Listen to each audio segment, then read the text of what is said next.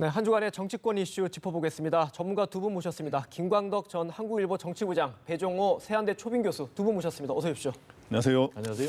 네, 오늘이 4차 촛불 집회입니다. 이제 지금 저희 사전 집회가 이제 막 시작이 됐었는데 먼저 김 부장님, 예. 조금 오늘은 좀 행진이 조금 지난주보다는 조금 더 청와대 가까이까지 가는 것 같아요. 네, 일정이 좀 전에 예. 법원의 결정이 나와서 처음에 이제 경찰은 세종대왕상 앞에, 세종문화회관 앞에까지만 허용하기로 했는데, 그다음 법원의 결정을 다시 이제 가처분 신청을 했는데 법원의 결정이 좀 전에 나왔습니다. 그래서 어디까지 허용이 되냐면 지난번처럼 바로 광화문 앞에, 경복궁 앞에 있는 광화문 글자에 써 있는지 않습니까? 광화문 앞에 있는 율곡로와 그다음 사직로까지 다 허용이 또 다시 됐습니다. 거기까지 다 허용이 됐는데 근데 이번에는 조금 더 허용이 됐습니다. 근데 이제 왜 그러냐면 주최 측은 소위 청와대를 둘러서 하객 날개처럼 하객진으로 둘러싸는 거로 하겠다 그래서 효자동으로 올라가서 효자동 주민센터 그다음에 이제 삼청동으로 올라가는 두 군데를 다 신청을 했는데 그거를 다 받아주지 않는 대신에 바로 율곡로 바로 위에 있는 정부종합청사 창성동 별관이라고 있어요. 지금 총리 내정자가 출근하는 곳이죠? 예, 일단 창성동 별관 내정자는 좀 다른데 그다음에 제동초교라고 있는 데까지 허용해서 그전에는 청와대 내자동 로타리까지 허용되지 않았습니까? 그때는 청와대 앞까지 800-900m 거리였는데 이번에 허용된 데는 청와대까지 거리가 430m까지 좀 더 가까워진 거네요. 조금 더 허용이 됐습니다. 그러나 어쨌든 청와대 바로 앞까지 가는 거는 그거는 금지를 했습니다. 여기 좀 시간 제한을 둔 거 아닌가요? 예, 그래도 여기까지 또 창성동하고 제동초등학교까지 하는 것도 그거는 오후 5시 반까지만 그 이유는 여러 가지 대치에 따라서 좀 물리적인 충돌이 있으면 안 되기 때문에 오후 5시 반까지만 허용한다 그래서 지난번하고 뭐 아주 큰 차이가 있는 건 아닙니다. 네, 배 교수님, 저희가 지금 중계차로 현장 광화문 광장 모습을 계속 보여드리고 있는데 인파가 많이 모이긴 했습니다. 지난주랑 비교하면 좀 어떤 것 같습니까? 네, 지난주에 비교하면 인파 수가 좀 적다고 봐야죠. 왜냐하면 지난주 3차 촛불 집회 때는 서울역 광화문 광장 해가지고 총 100만 명이라고 주최 측은 주장을 하는데 이번에는 이제 당초 계획 자체가 이번에는 서울에는 50만 명 모이고 또 지방에 50만 명 해서 전국에서 100만 명이다. 이번에 이제 조금 쉬어가는 측면이 있습니다. 왜냐하면은 계속해서 국민이랄까 이 청중을 이제 오늘 동원할 수 없고 그래서 지금 이제 다음 주 토요일 날 또 전국에서 100만 명 대규모 집회를 26일에 그렇죠. 그리고 특히 이제 민주당 같은 경우는 전국 시도당 중심으로 모든 당직자 당원들 다 올려 보내 가지고 다음 주에 또 최대 규모의 촛불 집회를 열겠다. 지금 이런 상황이고요. 그리고 이제 이번에 법원의 결정을 우리가 굉장히 의미 있게 봐야 되는데 지난번에 이제 3차 촛불 집회 때 경찰의 가두 집회 금지를 이제 위헌 신청을 이제 해가지고 가처분 신청을 해가지고 이제 그걸 허락을 받았지 않습니까 법원에서. 근데 이번에 이제 또 법원이 창성동 별관까지는 접근이 가능하다. 그래서 이제 그만큼 그건 이제 청와대 창성동 별관이라는 상징성이 있는 거죠. 네, 그래서 이제 말씀하신 대로 하객진으로 세 군데서 청와대를 포위하겠다. 이런 이제 시위 계획을 갖고 있습니다. 하객진은 그런데 이제 아까 완전 안으로까지 가는 건 금지이기 때문에 하객진 계획 자체는 조금 어렵다. 이렇게 보는 거고. 시간 제한이 있기 때문에 다시 물러나야 되는 거네요. 그리고 하객진 초입에서 모양새를 갖추다가 못하는 이런 상황인데 어쨌든 저는 이번에 집회는 지난번에 주말 집회가 1차 전국의 분수령이었지 않습니까? 근데 이번은 2차 분수령인데 이번에 집회 규모뿐만 아니라 그다음에 집회의 양식이 계속 끝까지 평화적으로 잘 이루어지느냐 아니면은 지금 박사모 같은 보수 단체들도 나섰는데 그런 과정에서 박사모라든가 경찰과의 충돌이 있느냐 하는 것도 중요하고 또 하나는 내일 당장 최순실 씨 기소가 있지 않습니까? 그렇죠. 그게 박 대통령 혐의가 어떻게 적시를 되느냐 이런 것들이 이번에 전국의 분수령이 될 걸로 보입니다. 그러니까 박사모 지금 말씀하셨는데 보수 단체는 행진을 광화문 광장까지는 하지는 않는다고 하더라고요. 그럼 이제 물리적 충돌을 좀 우려한 거 아닌가 싶은데요. 네, 그래서 오늘 이제 서울역 집회도 지금 열리고 있죠. 열리고 있는데 아까 초반에 이 지금 주최 측은 뭐 10,000명 이상 모인다는 계획을 하는 모양인데 아까 초반에 모인 집회에 보면 경찰 수사는 한 4,500명, 5,000명 정도로 되고 있어요. 그래서 그것도 적은 숫자는 아니죠. 경찰 집계가 그렇게 된다면. 그래서 서울역에서 하고 원래는 광화문까지 행진을 하려고 그랬는데 여러 가지 충돌 우려 같은 거에서 직접 행진은 안 하는데 또 다시 이제 산발적으로 해가지고 광화문으로 다시 온다 그럽니다. 다시 와서 하기 때문에 어떻든 뭐 간접적으로 서로 이렇게 뭐 가벼운 뭐 이런 서로의 말을 주고받는다든가 이런 게 있을 수 있는데 어쨌든 물리적 충돌은 없었으면 합니다. 네, 지금 이제 야권의 집회 주최 측은 평화적 시위를 계속 고수해야 된다 이렇게 얘기하고 있습니다. 왜냐하면은 평화적 집회가 아니고 자칫 폭력적인 어떤 불상사가 일어나면은 보수의 여권 중심으로 다시 반발 세력이 형성될 수 있다. 그래서 이제 오늘 차벽에다가 뭐 꽃도 꽂아주고 이런 여러 가지 퍼포먼스를 준비하고 있는 것으로 지금 전해지고 있습니다. 네, 알겠습니다. 일단은 뭐 집회는 오늘 저녁까지 계속 이어질 테니까요. 저희가 계속 전해드리기로 하고요. 네. 방금 이제 김광덕 부장님께서 잠깐 지적해 주셨는데 검찰 수사 관련 내용을 좀 잠깐 짚어보겠습니다. 아무래도 이게 내일 공소장을 검찰이 쓴다고 하더라고요. 그렇죠.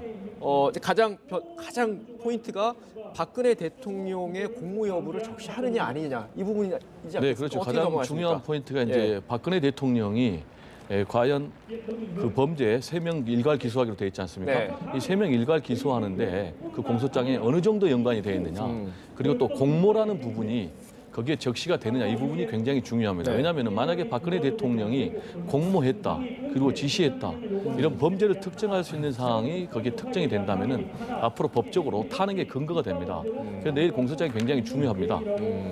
그래서 내일 공소장의 이제 내용에 지금 청와대뿐만 아니라 이제 정가에서는 아주 초미의 관심을 갖고 있는데 일단은 공모 혐의를 적시를 분명히 하느냐 대통령이 진술은 안 했지만 여러 가지 근거 자료를 통해서 그다음 그 사람들의 조사를 통해서 하는데 어떻게 검찰은 이런 표현을 썼잖아요. 범죄 혐의가 문제될 수도 있다라고 범죄 혐의라는 말을 참 썼어요 검찰에서. 그래서 이제 공모 혐의를 이제 적시할 거로 예상이 되는데 그럼 또 어떤 내용이 들어가느냐 거기에 보면 지금까지 거론된 소위 말해서 K재단, 미르재단에 대해서 소위 준강압, 그리고 강압을 통해서 모금한 이런 것들은 직권 남용 혐의가 될 수 있고, 그 다음에 이제 그 연설문 같은 것들이 이제 최순실한테 새나간 거는 공무상 비밀 누설 이런 게 될 수 있는데 이런 거 같은 거는 거론될 가능성이 높은데 이제 가장 중요한 게 뭐냐 하면 뇌물죄가 여부가 어떻게 기록되느냐 이게 이제 굉장히 관심이 되고 있어요. 그래서 예를 들어서 롯데그룹한테 처음에 K재단, 미르재단 한 거 외에 아주 추가로 70억 했다 돌려준 거 있지 않습니까? 여기에 최순실 씨 등이 할 때 박 대통령의 사이 개입을 했느냐 안 했느냐 이런 것에 따라서 뇌물죄 여부가 굉장히 중요하게 들어간다고 하는 게 오늘 아침 이제 보도들이 나오고 있는데 그런 것들에 따라서 탄핵 추진에 어떻든 이 공모 혐의가 적시되면 정치권은 탄핵을 추진할 가능성이 높은 걸로 좀 알려지고 있습니다. 네, 지금 최순실 씨 등 이 세 사람의 공소장을 작성하기 위해서는 관련된 수사, 조사가 선행이 돼야 됩니다. 그런데 이제 검찰에서 표현을 썼는데 모든 의혹의 중심에 지금 박 대통령이 있다. 그래서 이 사람들의 공소 사실을 특정을 하려면은 박근혜 대통령을 조사를 해야 됩니다. 근데 아직 조사를 하지 않은 상황입니다. 이번 주 무산됐죠. 그렇죠. 박근혜 대통령이 이번 주에 안 하고 왜냐하면 검찰이 이제 18일까지 마지노선을 정한 이유가 구속 만료일이 20일까지니까 20일까지는 기소를 해야 됩니다. 그래서 이제 중요한 부분은 그래서 이런 부분이 제3자 뇌물죄 부분이 특정이 안 된다 하더라도 그대로 끝난 것이 아니고 박근혜 대통령 조사 이후에 공소장 변경을 해서 그 부분은 추가 기소할 수 있다. 이런 입장입니다. 어쨌든 이제 다음 주 중에는 대통령 검찰 조사가 되지 않겠느냐 이렇게 전망이 되는데 그 부분은 좀 어떻게 전망하십니까?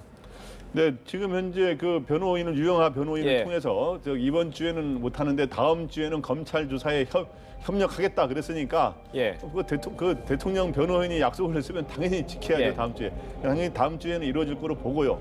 이루어지게 되면 이제 저기 조사를 할 때 이제 과연 거기에서도 이제 대면 조사 지금 당연히 대면 조사로 알려지고 있었습니다만 최근에는 서면 조사가 원칙이고 대면 조사는 하더라도 최소화해야 된다라고 했잖아요. 그래서 제가 보기에는 일단 그 말은 뭐냐 하면 다음 주에 하더라도 대면 조사는 완샷으로 하고 싶다고 하는 의지를 그러니까 그 시간도 길지 않게 완샷으로 하고 싶다는 의지를 밝히고 있는 거예요. 그래서 그렇게 되면 제가 보기에 거기에서 하면은 여러 가지 혐의가 더 분명하게 소위 위법 행위가 분명하게 더 드러나게 되고 그러면은 대통령에 대한 위법 행위도 더욱 분명하게 이제 검찰이 밝힐 거 아닙니까? 그러면 이제 정치권의 탄핵을 추진하는데 일종 계기가 될 수 있고 그러면서 박 대통령은 그걸 계기로 3차 대국민 담화가 있을 가능성도 있지 않느냐 하는 얘기가 나오고 있는 거야. 그동안은 1, 2차 이후에는 앞으로 3차, 4차도 나올 수 있다 그랬는데 1, 2차 해봐야 계속 그 소위 좋은 반응은 안 나오고 오히려 역풍이 불었기 때문에 안 하다가 이번에 3차 조사하면 어떻든 입장을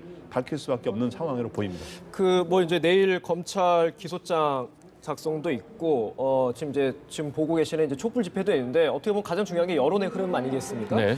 보면은 대통령 지지율이 좀 이제 소위 박근혜 지지층이 좀 결집하지 않겠냐라는 분석도 있었는데 아직까지는 그런 낌새는 아직 안 보이는 것 같아요. 어떻게 보세요? 네, 박근혜 대통령이 이제 최근에 아시는 것처럼 문체부 2차관, 예. 또 외교부 2차관 인사를 단행하고 또 한강옥 대통령 비서실장도 또 임명장을 주고 그리고 앞으로 또 이제 한중일 정상회의에도 참석하겠다면서 지금 다시 또 국무회의도 또 주재하겠다 이러면서 지금 국정을 손을 잡고 있거든요.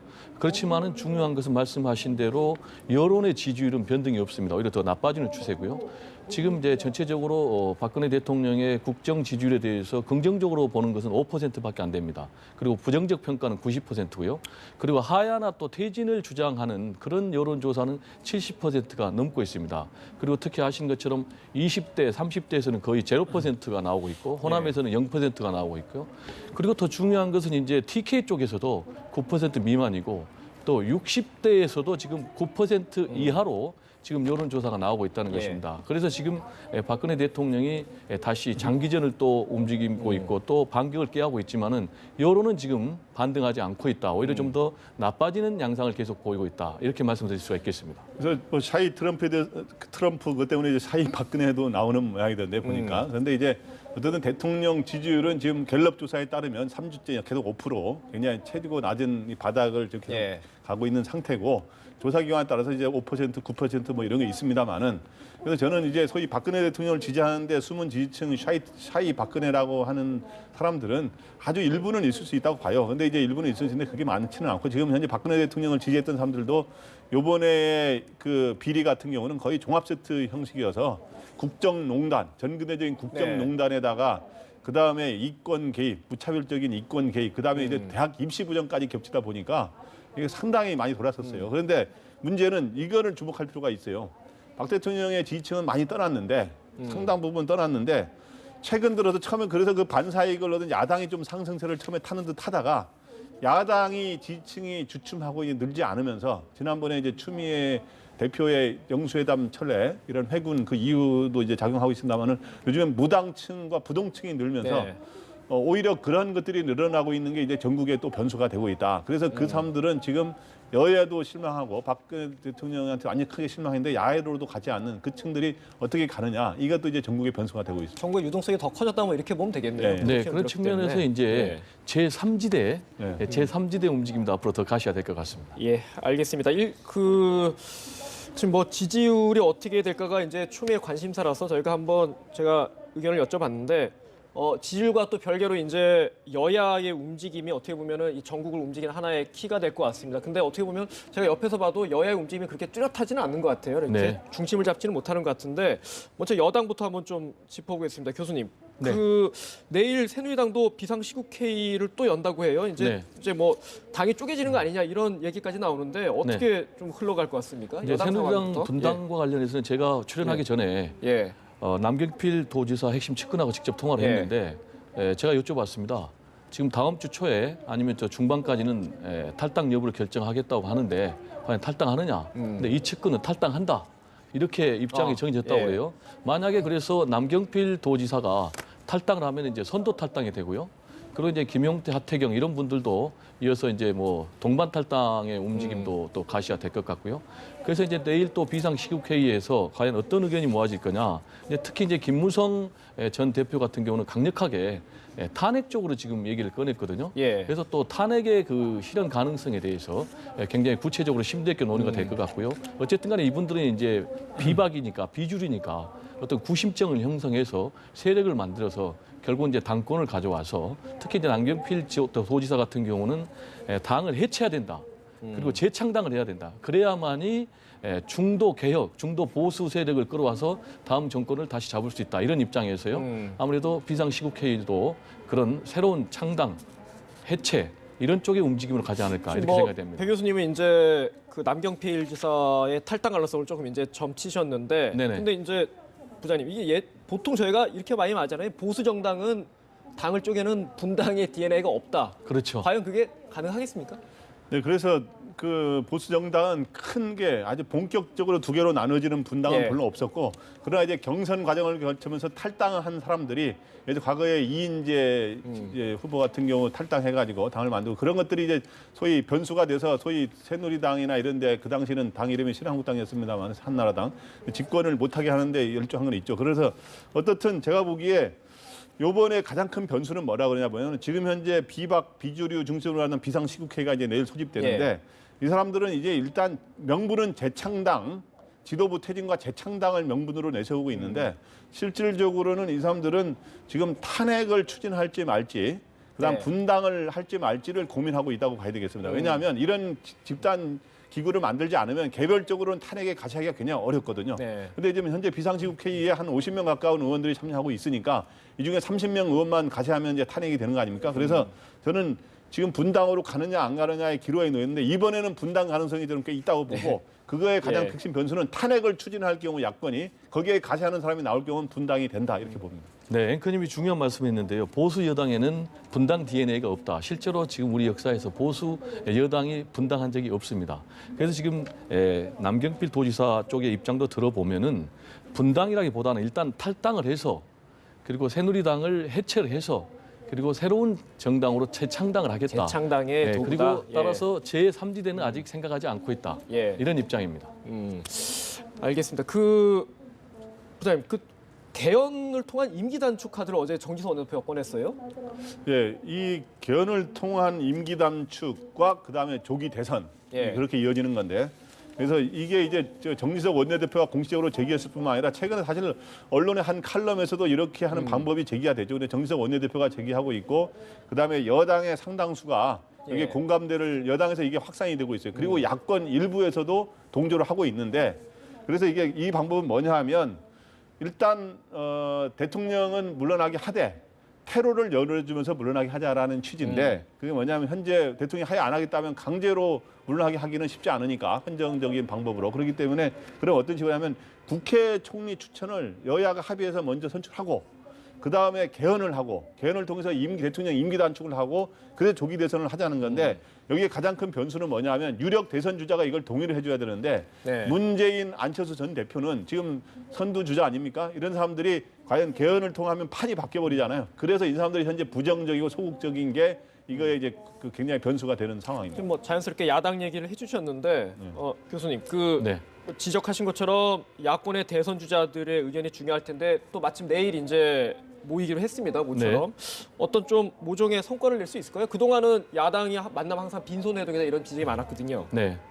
지금 이제 그동안에 전혀 안철수, 문재인 두 대권 주자는 만난 적이 없거든요. 네. 근데 이제 두 대권 주자 포함해가지고 같이 정식으로 회동한다는데 굉장히 큰 의미가 있겠습니다. 그렇지만은 과연 이분들이 공통된 전국 처방을 내놓을 수 있느냐라는 부분에 대해 굉장히 회의적이고요. 네. 그리고 아까 정진석 원내대표 개헌 임기 카드는 단축? 예. 네, 그것과 관련해서 잠깐 얘기를 하면은 굉장히 의견이 좋은 점이 있습니다. 왜냐하면 탄핵으로 갈 경우에는 국회에서 표결된다 할지라도 통과한다 할지라도 최장 6개월이 걸립니다.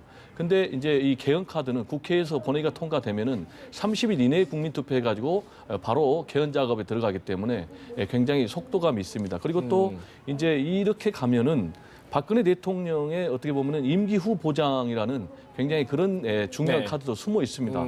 그렇지만은 야당에서는 현재 이런 정진석 원내대표의 개헌 카드가 물타기다라는 의심의 눈초리를 갖고 있기 때문에 동조할지는 의문입니다. 결국 그 부분이 안 되면 이제 통상적인 탄핵 절차로 갈 수밖에 그렇죠. 없을 텐데 오히려 아까 저희도 얘기를 했지만 오히려 이제 탄핵을 여권에서 비박계에서 내놓지 않겠냐라고 하고 있습니다. 야당에서는 좀 탄핵 쪽에 전향적으로 돌아설 수 있을까요? 네, 야당은 지금 소위 말해 현재로서는 대통령을 지금 본인이 하야를 직접 안 한다면 방법은 탄핵이거든요. 헌법 테두리에서 할 수 있는 게 그렇죠. 물러나게. 그러면 아까 개헌은 헌법 테두리에서 개헌을 하는 건데 지금 현재 야당에서는 이 질서 있는 퇴진, 이 개헌을 통한 질서 있는 퇴진보다는 탄핵 추진론이 사실 더 현재는 더 숫자가 많아요. 그래서 제가 보기에는 검찰의 기소장에 최순실 씨 등의 기소장에 박근혜 대통령 혐의가 적시되면 저는 야권은 일단 탄핵을 추진하는 쪽으로 네. 갈 가능성이 높습니다. 높은데 탄핵을 근데 추진을 그냥 일방적으로 딱 하느냐 탄핵을 이렇게 추진하려 그러니 대통령과의 영수회담을 통해서 현재 당장 탄핵을 추진해버리면 대통령이 국회에서 탄핵 결정된 직무가 정지되거든요. 그러면은 그렇죠. 황교안 총리가 권한대행이 되기 때문에 그 전에 탄핵을 추진하더라도 국회 추천 총리를 먼저 세워놓고 탄핵을 추진하느냐, 그게 또 의견이 좀 엇갈리는 상황이에요. 근데 이제 국회 추천 총리를 할 경우에 대통령의 뭐를 그 임명권을 나름의 인정해버리는 셈이 돼서 그러면은 촛불 민심과 약간 차이가 있을 수 있는 거 아니냐 하는 고민이 또 나오는 것 같습니다. 이제 와서 또 얘기하기가 좀 머쓱할 수도 있겠죠, 야권으로서. 네, 지금 추미애 대표는 탄핵이란 말은 공식적으로 입 밖에 꺼내지 않았습니다. 네. 애둘러서 표현을 했지만은 그 이유는 첫 번째로는 탄핵이 성사되기 굉장히 어렵다는 것입니다. 그러면 이제 탄핵을 추진하는 과정에서 만약에 국회에서 부결된다면은 바로 역풍에 맞기 때문에 지금 야권에서 굉장히 탄핵에 대해서 주저주저하고 있는 이유가 바로 거기에 있습니다. 그리고 또 말씀하신 대로 그렇다고 해서 단순히 그 탄핵만 안 할 수도 없고, 그리고 특히 이제 추미애 대표 같은 경우는 과거에 노무현 대통령 탄핵에 앞장섰다가 낙선까지 한 굉장한 트라우마가 있거든요. 네. 그래서 이제 굉장히 조심하고 있고, 따라서 지금 야권 움직임은 먼저 총리를 교체한 다음에 그리고 또 탄핵도 하는, 제가 볼 때는 양동작전을 할 것 같습니다. 네, 저희가 지금 대담 도중에 이제 광화문 광장이랑 서울시청 앞 분위기를 계속 보여주고 있는데요. 부장님, 일단 오늘 상황과 내일이 최종적으로 분수령이 될 거다. 뭐 거기는 이견이 없을 것 같습니다. 다음 주 좀 펼쳐질 수 있는 시나리오를 좀 몇 가지로 정리 좀 해주시죠. 일단은 이번 주말 전국에서 이제 오늘 아까 집회 규모와 집회 양식이 어떻게 전개되느냐, 그 다음에 내일 최순실, 안종범, 정우성 등의 이제 공소장에 어떤 내용이 들어가느냐, 그 다음에 다음 주에 대통령에 대한 직접 조사.